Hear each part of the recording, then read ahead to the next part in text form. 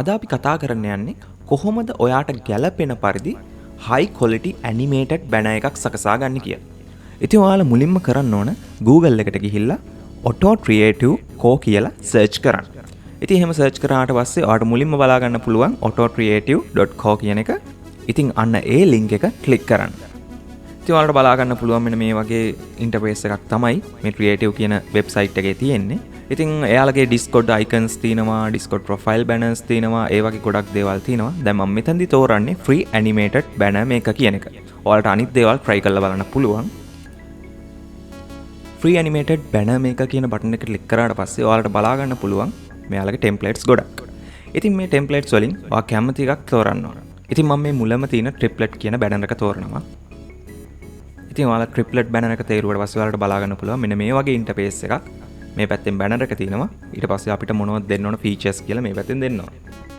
ඉතින් මම මේකෙදි මුලදීම සර්වර් නේම් එකට දෙනවා xmax10 කියලා මගේ YouTube channel එකේ නමින්. ඊට පස්සේ මේකේ ෆීචර්ස් විදිහට මම මගේ YouTube channel එකට අදාළව තොරතුරු මේකට යොදනවා. ඉතින් ඔයාලට පුළුවන් ඔයාලට ගැළපෙන පරිදි මේ බැනර් එකට ෆීචර්ස් ඇඩ් කරගන්න. ඉතින් ඔයාලට මෙන්න මේ පල්ලෙහා තියෙන බා එකෙන් ඔයාලගේ තීම් එකට අදාළව කලර් එක වෙනස් කරගන්න පුළුවන්.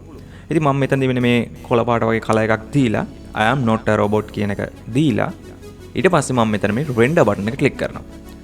render වෙන්න සුළු කාලයක් ගත වෙනවා තප්පර 30ක් විතර. ඉතින් ඔයාලට බලා ගන්න පුළුවන් මෙතන render වෙනවා.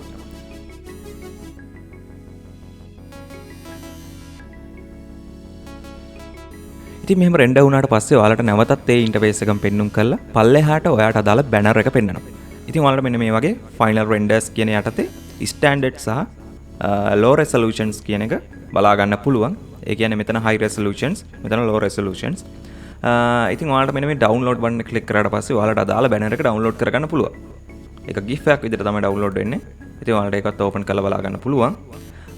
ඊට අමතරව share කිරීමත් කරන්න පුළුවන් මේකෙදි. ඒ කියන්නේ website එකකට නම් මෙතනදී link එක එතනදී ලබා දෙන්න පුළුවන් banner එකේ. ඉතින් ඔයාලට කැමති පරිදි ඔයාලගේ features දාලා ඔයාලට කැමති විදිහේ banners සකසා ගන්න පුළුවන්.